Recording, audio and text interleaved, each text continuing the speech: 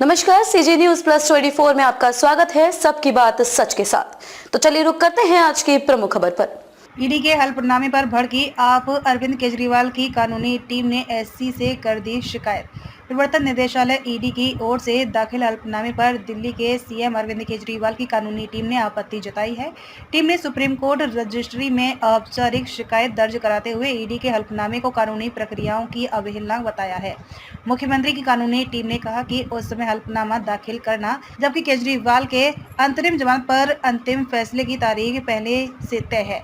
केजरीवाल की अंतरिम जमानत पर ईडी की आपत्ति पर सवाल उठाते हुए आम आदमी पार्टी आप ने कहा कि यह सर्वविदित है कि कथित शराब घोटाले में ईडी द्वारा 2 साल की जांच के बाद भी किसी के खिलाफ 1 रुपए का सबूत नहीं मिला है। मुख्यमंत्री की गिरफ्तारी भी दूसरे आरोपियों के बयानों पर आधारित है।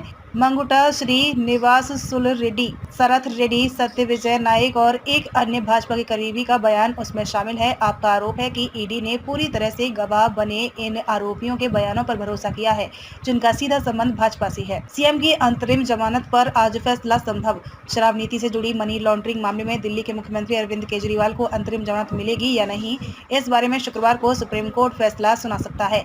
सुप्रीम कोर्ट ने बुधवार को यह जानकारी दी थी। इससे एक दिन पहले गुरुवार को प्रवर्तन निदेशालय ने मनी लॉन्ड्रिंग में यह हल्फनामा दाखिल कर अंतरिम जमानत की मांग का विरोध किया है।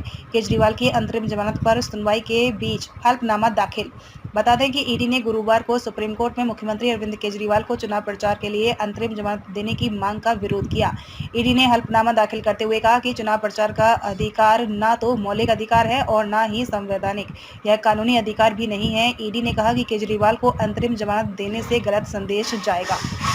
जस्टिस राजीव खन्ना और दीपांकर दत्ता की बेंच के समक्ष ईडी की ओर से उप निदेशक भानुप्रिया मीणा ने यह हल्फनामा दाखिल किया है। उन्होंने कहा कि ईडी की जानकारी के मुताबिक अब तक किसी भी राजनेता को चुनाव प्रचार के लिए अंतरिम जमानत नहीं दी गई है, भले ही वह चुनाव क्यों न लड़ रहा हो।